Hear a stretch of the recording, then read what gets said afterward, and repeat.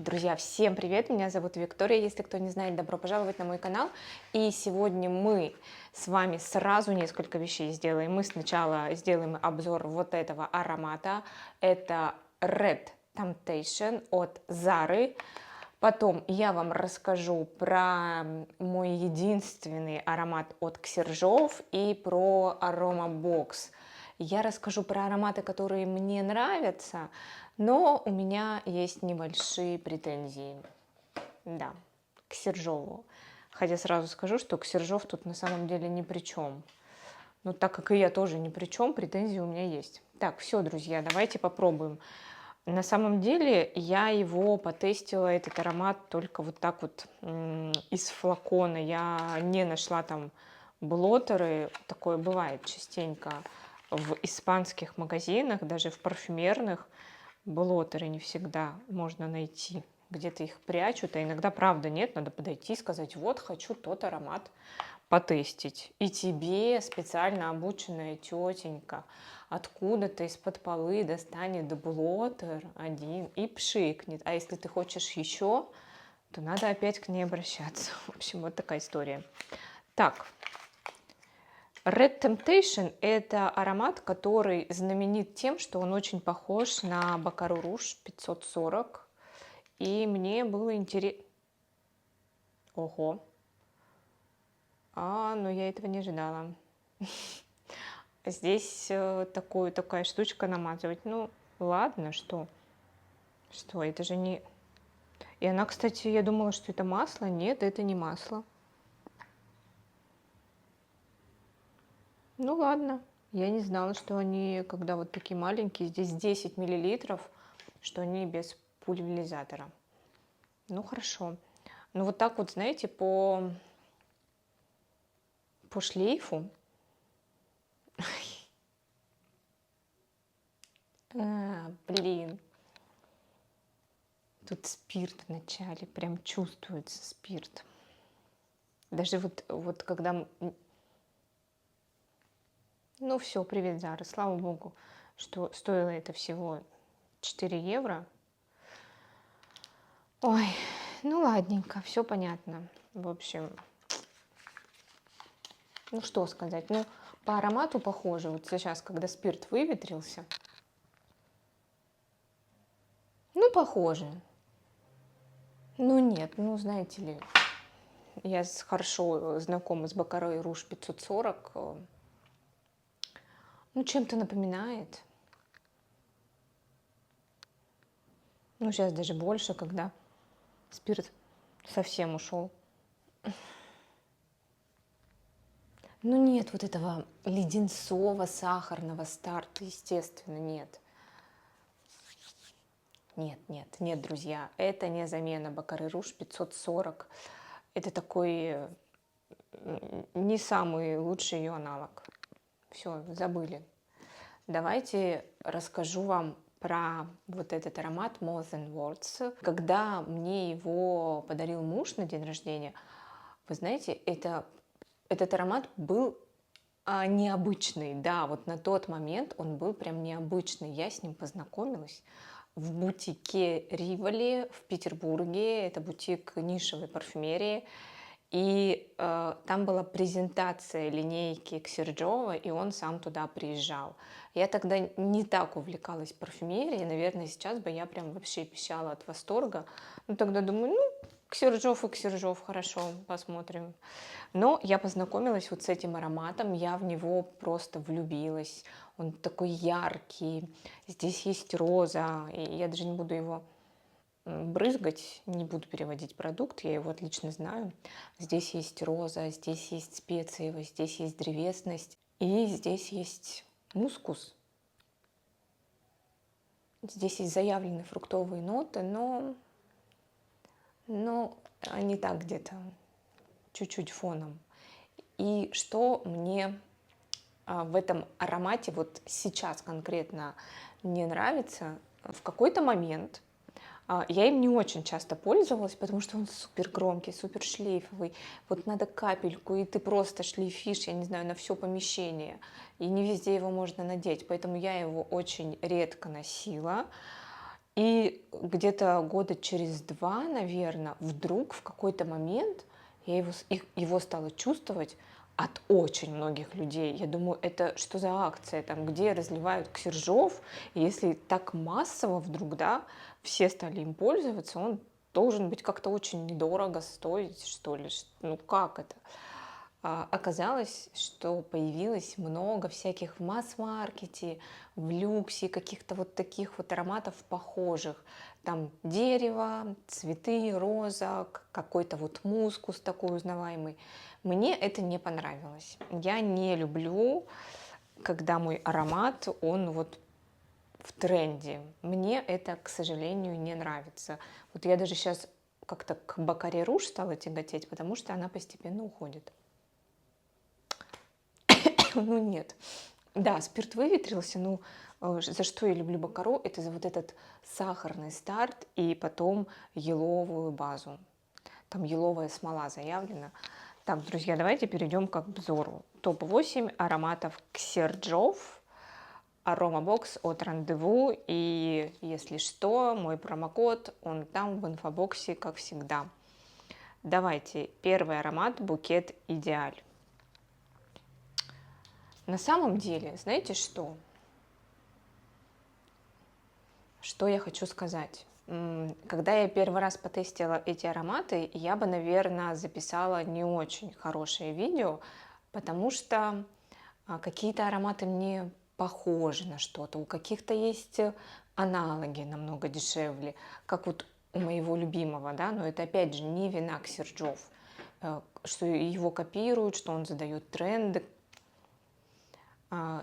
И я подумала вот о чем.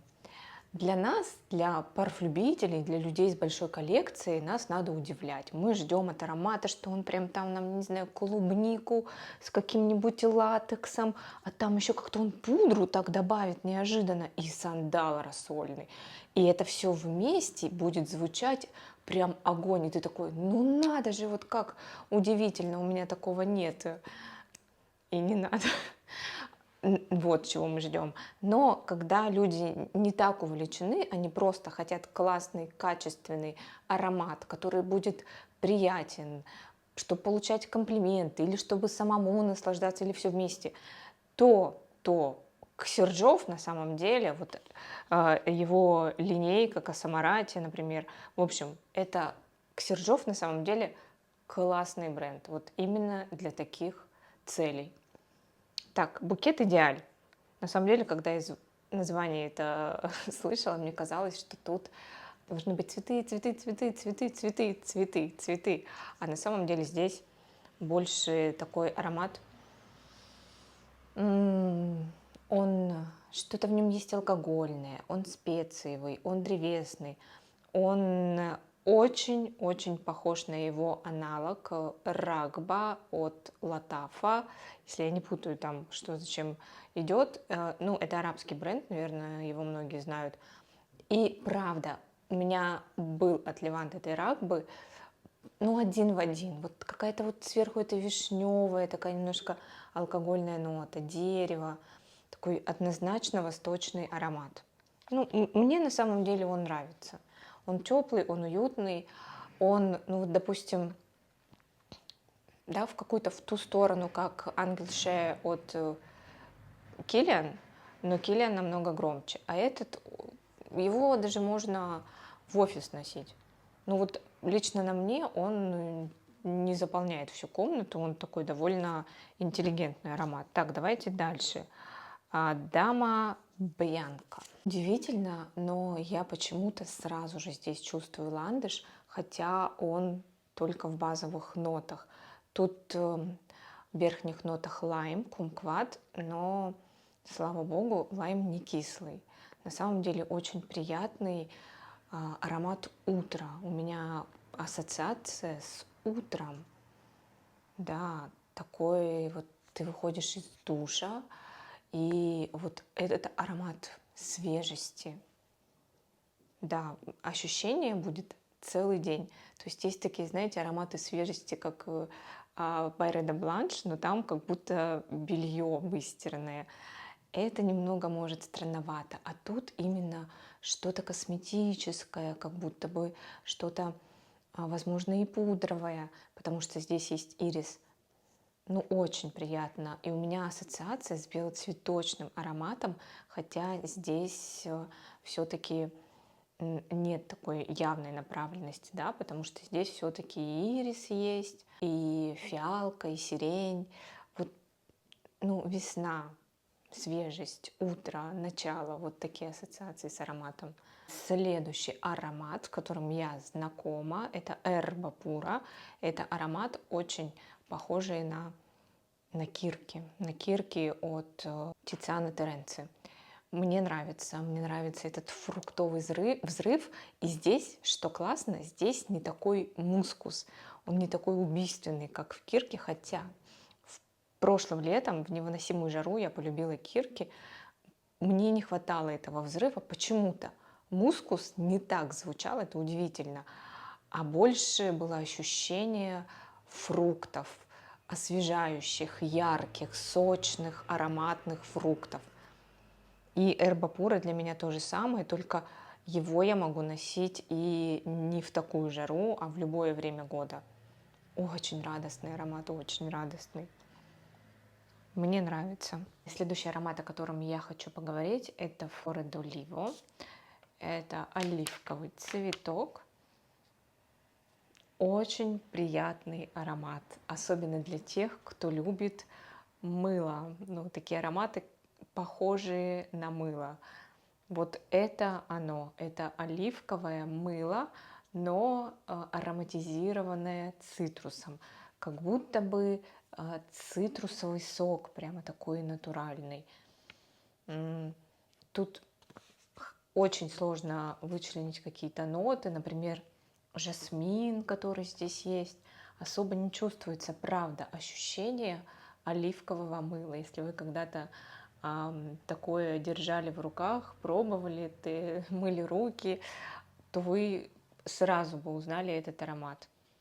Правда, очень похожи. Опять же, вот мне нравится, ну, освежающие на каждый день. Особенно, я думаю, что летом он будет очень хорошо в офис. Ни тебя не отвлекает, ни людей не бесит. Отличный, качественный аромат, ощущение вот именно натуральных ингредиентов. Ну, понятно, что все сейчас синтетика, да, но здесь именно ощущение, что это натуральное оливковое мыло с цитрусом. Я люблю такое, но, опять же, я бы вот, например, флакон не стала покупать. Ну, мне неинтересно. Я, наверное, вот этих пробников, да, которые у меня вот здесь вот есть, мне их и хватит. Ну, короче, я люблю, чтобы даже если я иду куда-то в офис, мой аромат, он был для меня чем-то большим, чем просто приятный аромат. Вот так вот, вот так вот. Но я понимаю, что есть люди, которым ну не надо это, у которых нет сколько, почти 200 флаконов. Человек просто хочет хороший и приятный аромат. Мефисто Мэн. Ну, Мэн, как понятно из названия, для мужчин. Для мужчин. И это правда такой освежающий.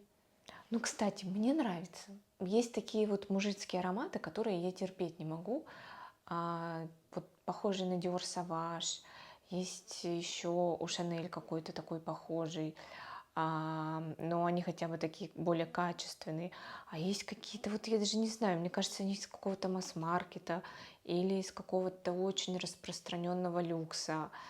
Такой вот похожий на Aftershave. Мне не нравится. А здесь все-таки поинтереснее, аромат более круглый. Да, тут есть, например, лаванда, которая часто в этих ароматах встречается, который типа крема после бритья. Но здесь он такой мягкий, округлый. Здесь есть роза, но она, естественно, не как-то выпирает. Он такой фужер. Чуть-чуть зелени, чуть-чуть лаванды, слегка роза. Но я опять же говорю, не считается как роза. Что-то такое сверху освежающее, цитрусовое. Нормально. Я никогда так аромат не описывала нормально. Но на самом деле такое же должно быть, да, вот тебя как спрашивают, как дела? Ты такой, о, супер, класс, или такой, ну, хорошо, или иногда же ты говоришь нормально, да, вот, ну, нормально, ну, ничего такого особенного, хорошо, ровненько, тоже неплохо. Вот про этот аромат я бы так и сказала. Но он бы никогда не стал, конечно, моим любимым, даже если говорить, я бы его чувствовала с мужчиной, да, тоже никогда бы любимым не стал ароматом. Косомарати 1888. Такое ощущение, что лакированный шкаф битком набитый специями, и вот ты к нему подходишь, открываешь, и на тебя весь этот аромат просто падает. Вот такой вот. Чем-то пересекается с Шанель, Карамандель, да, что-то есть такое похожее. Но этот ярче, этот громче, и тут что-то, какая-то нотка, как будто даже вишневая есть.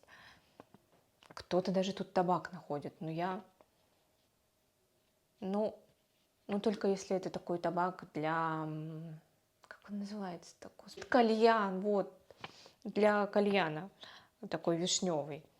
Ну, только если так. Вот и чем дольше я его ощущаю, тем эта его яркость, она уходит. Короче, сразу скажу, что это довольно опасный аромат, потому что он яркий. Мне кажется, он очень стойкий должен быть. Да, он очень стойкий, но человеку может казаться, что нет, и он может им поливаться. Он очень стойкий, но он не шлейфит. Вот в этом, конечно, его плюс. Он не будет там заполнять всю комнату, иначе он бы вообще просто убил даже его носителя. Гран Бало. Вы знаете, как интересно, да, получается? Многие пишут, что здесь мускус похожий на эрба пура или на кирки. Я до того, как читала отзывы, я почему-то не связывала это. У меня не было такого ощущения. Но потом я прям стала это очень хорошо ощущать, как будто бы убрали вот эти яркие фрукты, но и мускус как-то приглушили, и вот остался этот аромат. При этом он стал более свежим еще, как будто сюда добавили какого-нибудь апельсинового цвета или каких-то цитрусов. Ну, в общем-то, это неплохо. Если вы, ну, я думаю, если вы не любите вот мускус эрбапура или кирки, то вам, конечно, может это сильно не понравится. А мне нравится. Я думаю, летом прям вообще мы с ним не расстанемся, как и с эрбой пурой. Так, и последний аромат. Я его прекрасно знаю, и я вам расскажу очень страшную парфюмерную историю про себя. Я совершила непростительный поступок. Лира Ксержов очень похожи на Лолиту Лимпика, снятый аромат. Если кто помнит, если кто за ним гоняется до сих пор, такой он, как в виде ракушки, у него такие украшения какие-то морские, там сетка какая-то. Я купила набор, там был большой флакон и такой маленький, миниатюрка. И я очень долго его возила с собой. Я переезжала и каждый раз собирала все парфюмы, и вот его. И в какой-то момент, я не знаю, почему именно тогда, я психанула и подумала, да не хочу я тебя больше вести, надоело. И выбросила его. Представляете, это просто, я никогда не выкидывала ароматы, ни до, ни после. И почему именно его? Ой, я до сих пор жалею. Вот я сейчас этот аромат ощущаю, я понимаю, что он похож, но Лолита Лимпика ярче, Лолита Лимпика более шлейфовая, она более стойкая, потому что Лира мне нравится. Здесь специи, здесь корица, здесь ванилька, тут лаванда, она придает объема, она придает свежести немного, да, это не свежий аромат. И, кстати, Лолита Лимпика, она была такая более густая, и там, по-моему, не было никакой лаванды. Возможно, поэтому я и не пользовалась, она меня этой сладостью, приторностью немного душила. Но все равно это не повод выкидывать аромат был, конечно. Это мандаринки, что-то новогоднее. Он прям зимний на самом деле, конечно, он именно зимний. Я его не представляю летом. Осенью он просто идеальный. В целом бренд Ксержов, он хороший. В нем есть повседневные ароматы, он никого не душит. В целом это окей. Да, у меня вот только вот этот вот сейчас, и еще я бы хотела лиру. Единственное, что она каждый раз мне напоминает эту историю, как я выкинула Лолиту Олимпику. Но ничего, как-нибудь я переживу. Вот про лиру я все-таки думаю. Друзья, спасибо, что вы были со мной, спасибо, что вы досмотрели это видео до конца. Ставьте палец вверх, подписывайтесь на мой инстаграм, телеграм. Всех целую, обнимаю, всем пока.